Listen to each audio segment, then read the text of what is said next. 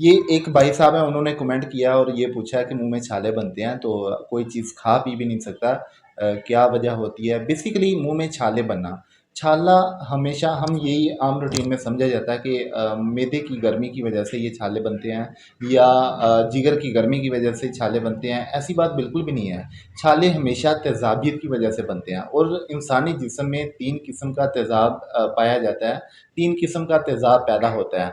और सबसे पहले तेज़ाब कौन सा है, इसका पता होना बहुत ज़रूरी है। और ये तेज़ाब हमेशा हमारी ग़िज़ा से ही पैदा होता है। हम कोई ऐसी चीज़ खा लें जिसमें गैसेस पैदा हों, या वो मैदा उसे जल्दी हज़म ना करे और मैदे में ज़्यादा देर तक रुकी रहे, वो बासी हो जाती है, उसमें गैसेस पैदा होती हैं और ये गैसेस हमेशा ऊपर की तरफ आती हैं। यहाँ से डायरेक्ट ग़िज़ा वाली नाली से होती हुई मुँह की तरफ आती है, तो मुँह में फैल जाती है, जिससे मुँह में तेज़ाबियत के असरात की वजह से मुँह में छाले बनना शुरू हो जाते हैं। तो काइंडली